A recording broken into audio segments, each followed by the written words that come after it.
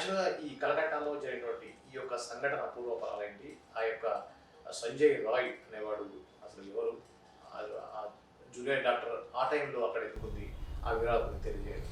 అది RG Kar medical college and hospital అయితే రాత్రిపూట ఎవరైనా ఎమర్జెన్సీ వాళ్ళు వస్తే ట్రైనీ డాక్టర్స్ని పెడతారు ఓపీలో. సో వీళ్ళకి పెద్దవాళ్ళు డ్యూటీ వేశారు కాబట్టి చెయ్యాలి, కానీ ఎవడు రాడు కదా. ఎవడన్నా వస్తే నన్ను పిలవే లేపవే, నేను కనీసం ఇక్కడ పడుకుంటా అని చెప్పి ఫ్రెండ్స్కో ఎవరికో చెప్పుకుంటారు. మరి ఇలాగా కానీ ఆడపిల్ల కదా, ఎంత కాదనుకున్నా పైన హాస్టల్ రూమ్కి వెళ్ళి పడుకోలేదు, ఎందుకంటే యాబ్సెంట్ పడుద్ది. ఆవిడ పేరు మనం రివీల్ చేయడానికి లేదు, ఎందుకంటే తన బాధిత మహిళ కాబట్టి. అండ్ నెక్స్ట్ తర్వాత ఈయన ఆ టైంలో ఎర్లీ మార్నింగ్ 3 నుంచి 9 మధ్యలో జరిగిన ఘటన ఇది. ఆ టైంలో ఆ కెమెరా నుంచి చూస్తే ఏంటంటే ఒక 5గురు ఎంటర్ అయినట్టయితే తెలిసింది.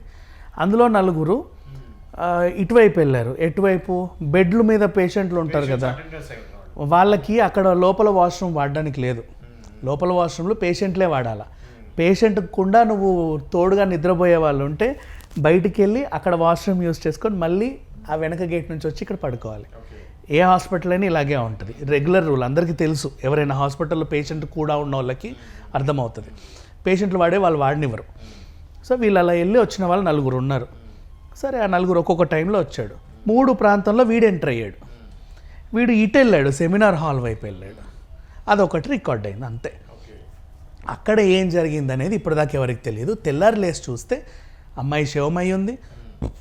పోలీసులు వచ్చి చూస్తే వీడు అని తెలుసుకున్నారు. సంజయ్ రాయ్ ఎవడు అనుకుంటే అక్కడే అవుట్ పోస్ట్లో పనిచేసే పోలీసే, తననే తెలుసుకున్న, తనే మొహం తెలిసిపోయింది కదా. ఎలా నీకు తెలిసే? నాకేం తెలియదండి. ఇది వీడు రాగానే ఫోన్కి అక్కడ రాత్రి వీడి బ్లూటూత్ ఒకటి అక్కడే పడిపోయి ఉంది, అది కనెక్ట్ అయింది. వీడిని తీసుకెళ్ళి తన్నగా నేనే అని ఒప్పుకున్నాడు. ఇప్పుడు ఎందుకురా ఎలా చేసావు అని అడిగితే తను ఫోన్ తీసుకుంటే క్రూరమైన పోన్ వీడియోలు చూసేవాడు. రాత్రి ఆ టైంలో 12 ఆ టైంలో వీడు ఏం చేశాడు, మందు తాగేదానికి అక్కడ అవుట్ పోస్ట్లో ఇక్కడ తాగడానికి లేదు, చూస్తే ఎవడన్నా ఏమన్నా అనుకుంటారేమో, కొంచెం మర్యాదగా తిరిగిన వాళ్ళం, ఆ వెనకాల గోడ దగ్గర కూర్చొని మందు తాగాడు. ఈయనకి ఆల్రెడీ పోలీస్ డిపార్ట్మెంట్లోనే చేస్తున్నాడులే ఇప్పుడు అక్కడ, అంటే అవుట్ పోస్ట్లో వీడు అవుట్ సోర్సింగే, రెగ్యులర్ పోలీస్ అయితే కాదు. ఇంత ట్రాఫిక్ డిపార్ట్మెంట్లో అక్కడ ఇక్కడ పనిచేశాడు, కానీ పోలీసులానే చలామణి అవుతా తిరుగుతూ ఉండేవాడు. 4 పెళ్ళిళ్ళు అయ్యాయి. 3 భార్యలేమో వీడు వేగలేం వీడితో అని చెప్పి వెళ్ళిపోయారు. అంటే క్రూరంగా సెక్స్ చేసేవాడు వాళ్ళతో. వాళ్ళు భరించలేక విడాకులు ఇచ్చి వెళ్ళిపోయారు. 4వ ఆవిడ ఎందుకో క్యాన్సర్ వచ్చి చనిపోయింది. అలా వీడి హిస్టరీ. అక్కడ వీడు ఇంత క్రూరమైన వాడని ఇప్పటిదాకా ఎవరికి తెలియదు. వాళ్ళకి అంటే మామూలుగానే తిరిగేవాడు మంచిగానే. ఇప్పుడు వీడు ఏం చేశాడంటే, నేను చంపానండి, కావాలంటే నన్ను ఉరి తీసుకోండి అంటున్నాడు. ఎలా చంపావు, ఏం చేసావంటే వాడు చెప్పట్లా. అటాప్సీ రిపోర్ట్ వచ్చింది, దాంట్లో ఉన్న నిజాలు మామూలుగా లేవు. అసలు అది వింటుంటే ఒక్కొక్కడికి రగిలిపోయింది. పడుకున్న పిల్ల దగ్గర వెనక నుంచి వచ్చేసి ఫస్ట్ గొంతు జుట్టు గట్టిగా పట్టుకున్నాడు, తీసి అలాగే తల తీసి ఆ కుర్చీలకి దీనికి ఫస్ట్ కుర్చీలో పడుకున్న కుర్చీకి కొట్టాడు. అక్కడ నుంచి అలాగే చున్ని గట్టిగా బిగించేసి, అరవలేదు కదా, నోరు మూసి అట్లా వెనక్కి తీసుకొచ్చి కింద ఒకసారి వేసి తొక్కాడు. తర్వాత గోడకేసి కొట్టాడు. కండ్లల్లో వేలు పెట్టి ఇలా పైకి అన్నాడు. అది చెప్పడానికి ఎంత దరిద్రంగా ఉంది చూడు, మరీ దారుణంగా.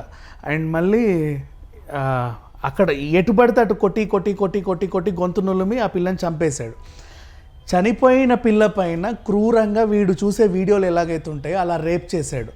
ప్రైవేట్ బాత్రూమ్స్ అన్నిటినీ రక్కేశాడు, వాటిని కూడా తొక్కి కాలు పెట్టి చేతులు పెట్టి ఏవేవో చేసేసాడు. ఆ పిల్ల చనిపోయిన తర్వాతనే క్రూరంగా హింసకు కూడా గురైంది, అత్యాచారానికి గురైంది. పొద్దున ఏమీ తెలియనట్టుగా వెళ్ళిపోయాడు. మళ్ళీ అక్కడి నుంచి ఇంటికి వెళ్ళి హాయిగా పడుకొని నిద్ర లేచాడు. రాత్రిపూట షెట్టు అవన్నీ నానబెట్టాడు, రక్తం షెట్లన్నీ. పొద్దున్న లేచి ఉతుక్కుందాంలే అని. ఇక వీడు ఉతుక్కుందాం అనుకునే టైంకే పోలీసులు వచ్చారు, అరెస్ట్ చేసి తీసుకొచ్చి ఇప్పుడు జరిగిన విషయం అంతా ఉంది. వీళ్ళలో ఏమాత్రం కూడా గిల్ట్ లేదు.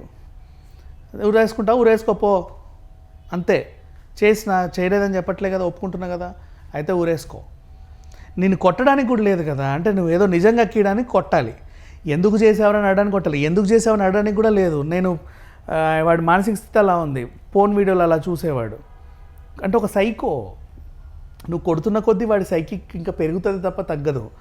నువ్వు ఏం చేయాలి, వీడిని సింపుల్గా చెప్పాలంటే ఇలాంటి వాళ్ళని ఎన్కౌంటర్ చేసి పడేసేయాలి. అసలు సమాజంలో ప్రమాదమే కదా వీళ్ళంతా కూడా. మరి ఇప్పుడు పోలీసులు తీసుకున్న నిర్ణయం ఏంటో చూడాలి. వీడైతే నన్ను ఉరేస్తే ఉరేసుకోండి అని చాలా యథేచ్ఛగా చెప్పేస్తున్నాడు. ఇప్పుడు మొత్తం దేశవ్యాప్తంగా ఆగ్రహ జ్వాలలు. ట్రైనీ డాక్టర్కి న్యాయం జరగాలని చెప్పి ఆ విద్యార్థులందరూ కూడా బయటకు వచ్చి ధర్నాలు చేస్తూ కూర్చున్నారు. మమతా బెనర్జీ అందరూ స్పందించారు, మోడీ గారు ఆల్మోస్ట్ అందరూ స్పందించారు. నన్ను అడిగితే దిశ ఘటన తర్వాత మరీ దారుణమైన ఘటన ఒకటి జరిగింది దేశవ్యాప్తంగా అంటే ఇదేనేమో.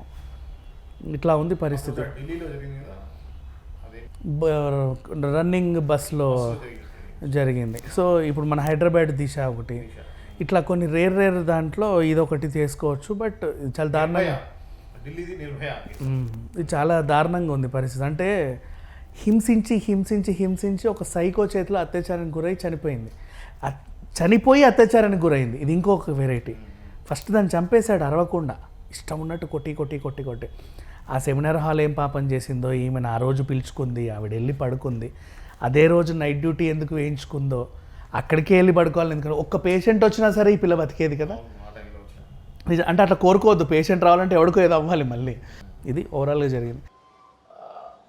ఇలాంటి విషయాలు చెప్పాలంటే చాలా ఇబ్బందికరంగా ఉంటుంది. సో ఒక వార్తని చేరవేసేటువంటి ప్రయత్నం మాత్రమే. చూస్తూనే ఉండండి master TV. Please like, share and subscribe Master Key TV.